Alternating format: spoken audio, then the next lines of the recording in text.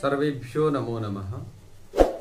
आप सभी लोगों का काव्यामृतम इस आमुख पटल पर हार्दिक स्वागत एवं अभिनंदन है।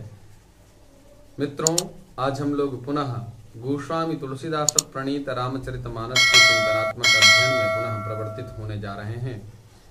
पूर्व दिवस में हम लोगों ने राजा प्रताप भानु की महिमा वर्णन संदर्भ में सुना था कि राजा ने नाना प्रकार के सुंदर बगीचे, तालाब, फुलवाड़ियाँ, बावलियाँ, देवताओं के मंदिर सभी तीर्थों में बनवाए और जहाँ लगी कहे पुराण श्रुति एक एक सब जाग 12 सहस्र सहस्र नृप किए सहित अनुराग। वेद और पुराणों ने जितने प्रकार के यज्ञ कहे हैं, राजा ने एक एक करके सब यज्ञों को प्रेम सहित 1000 बार किया। हृदय न कछु फल अनुसंधाना भूप विवेकी परम सुजाना करई जे धर्म करम मन बानी वासुदेव अर्पित नृप ज्ञानी। हृदय न कछु फल अनुसंधाना। अनुसंधान माने होता है खोज, माने किसी भी कामना की खोज नहीं की, अर्थात निष्काम मन से उन्होंने सारे यज्ञ किए। भूप विवेकी, जो राजा प्रताप भानु थे, बहुत ही विवेक संपन्न राजा थे। परम सुजाना, परम बुद्धिमान और ज्ञानी थे। करई जे धर्म करम मन बानी वासुदेव अर्पित नृप ज्ञानी। वह ज्ञानी राजा कर्म, मन और वाणी से जो कुछ भी करता था, सब भगवान वासुदेव को अर्पित कर देता था। हम कोई भी प्रतिक्रिया करें, भगवान को समर्पित करते हुए करें। तुम ही निवेदित भोजन करहीं प्रभु प्रसाद पट भूषण धरहीं। संपूर्ण सामग्री को, पट हो अर्थात वस्त्र हो, चाहे भूषण हो, सब कुछ भगवान को निवेदित करके भी धारण करना चाहिए। वही राजा करते थे। चाड़ी बर भाजी 12 एक राजा मृगया कर सब साजी समाजा। विंध्याचल गभीर बन गयऊ मृग पुनीत बहु मारत भयऊ मारत भयऊ। एक बार वह राजा बाजी 12 एक राजा, अर्थात राजा एक बार घोड़े पर सवार होकर के मृगया कर सब साज समाजा, अर्थात मृगया आखिट क्रीड़ा के लिए सभी समाज को तैयार कर लिया। विंध्याचल गभीर बन गयऊ, विंध्याचल में जो घना जंगल है, ऐसे घने जंगल में वह राजा गया। मृग पुनीत बहु मारत भयऊ मारत भयऊ। उसने बहुत से उत्तम उत्तम हिरण को मारे, बहुत से उत्तम कोटि के हिरणों का आखेट क्रीड़ा में शिकार किया। फिरत विपिन नृप देखी वराहु जनु बन दुरेऊ शशि ग्रसिराहु। बड़ विधु नहीं समात मुख माही मनहु क्रोध वश उगिलत नाही उगिलत नाही। राजा ने वन में फिरते हुए एक सुअर को देखा। दांतों के कारण वह ऐसा दिख पड़ता था मानो चंद्रमा को ग्रस करके मुंह में पकड़ करके राहु वन में आ छिपा हो। चंद्रमा बड़ा होने से उसके मुंह में समाता नहीं है और मानो क्रोधवश वह भी उसे उगलता नहीं है, ऐसे प्रतीत हो रहा था। दांत उसके सफेद होते हैं सुअर के, तो दांत जो थे वो चंद्रमा की भांति शोभा पा रहे थे और मुख काला होता है तो राहु के समान प्रतीत हो रहा था। तो स्थिति ये लग रही थी जैसे किसी राहु ने चंद्रमा को ग्रस लिया हो और क्रोधवश वह जो है छूट नहीं पा रहा है। चंद्रमा राहु बहुत जोर से जकड़े हुए है मुंह में, मानो राहु ने चंद्रमा को ग्रस लिया हो तो राहु के समान सुअर प्रतीत हो रहा है और जो चंद्रमा है वो उनके सुअर के दांतों की कांति ऐसी प्रतीत होती है मानो ये साक्षात चंद्रमा हो। कोलक कराल दसन छवि गाई तनु विशाल पीवर अधिकाई गुरु घुरात हया आरो पाए चकित बिलोकत कान उठाए चकित बिलोकत कान उठाए।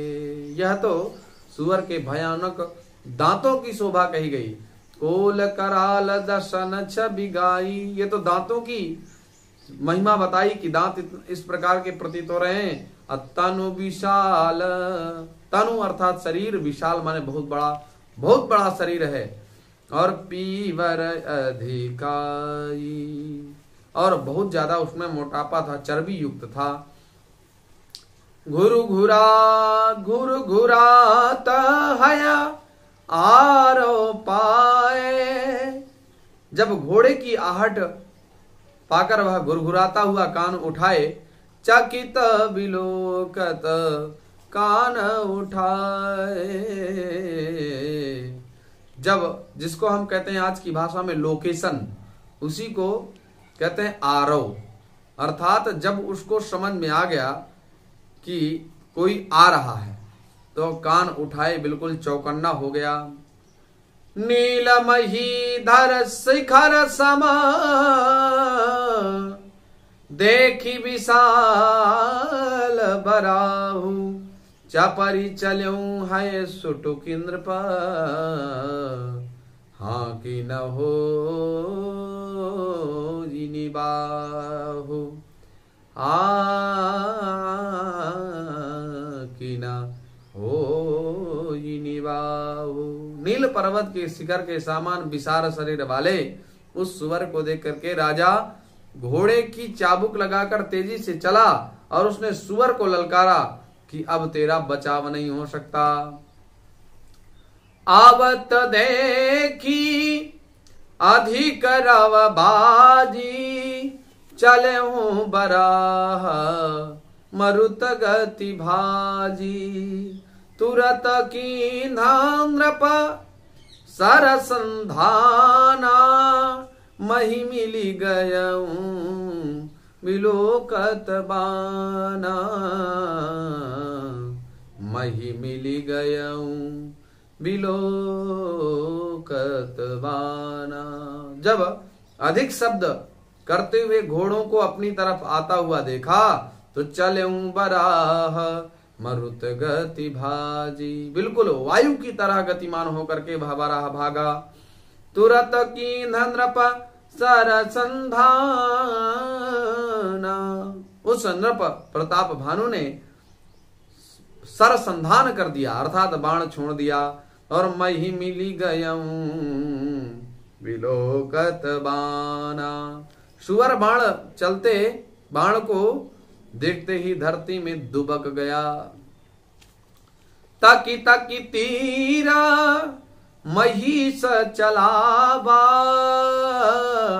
करी छल सुअर शरीर बचावा, प्रगटत दूरता जाई मृग भागा, ऋषभस भूप चलऊं संग लागा,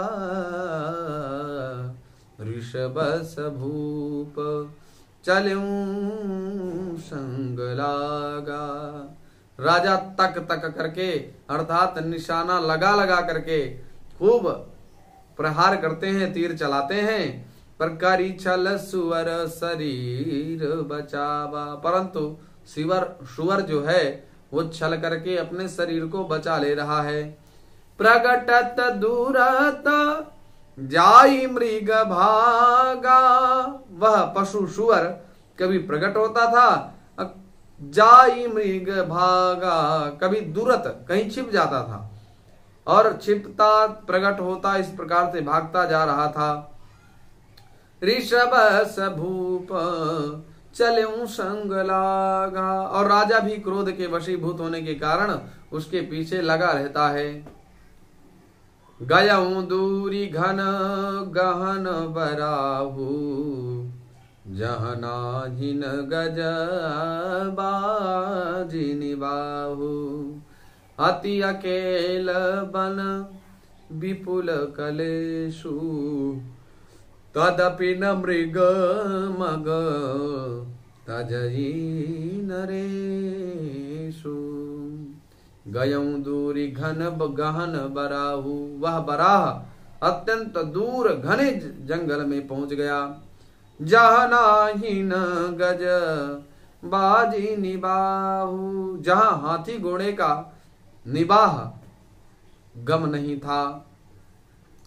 अति अकेला बन विपुल कलेशु, बिल्कुल अकेला था और वन में नाना प्रकार के जो क्लेश होते हैं उनके क्लेशों को भोगता हुआ।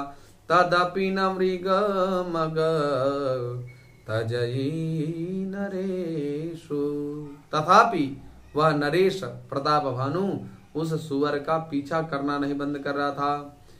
कोल बिलो की भूप बड़ धीरा, भागी पैठ गिरी गुहा गंभीरा, अगम देखी नृप अति पचिताई, फिरऊं महाबन परऊं भुलाई,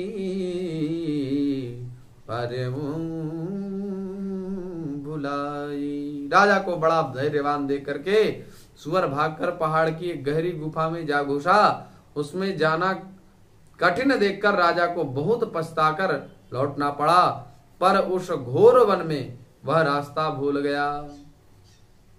राजा सुअर का पीछा करते करते अत्यंत गहन विपिन में चले गए, और जब गहन विपिन में चले गए तो वह एक अवसर ऐसा आया कि गिरी गुहा में वह सुअर घुस गया और राजा प्रायश्चित करते रहे। बाद में मार्ग भी भूल गए। खेद खिन्न क्षुधित त्रिषिता, राजा बाजी समेत, खोजत व्याकुल सरित सर, जल बिन भयं अचेत। बहुत परिश्रम करने से थका हुआ वह घोड़े समेत भूख प्यास से व्याकुल राजा नदी तालाब खोजता खोजता बिना पानी के अत्यंत व्याकुल हो गए।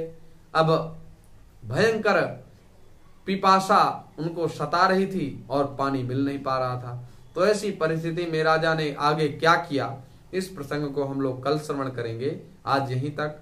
आशा है आप लोग लाभान्वित हो रहे होंगे। तो चैनल को लाइक शेयर एवं सब्सक्राइब करना ना भूलें।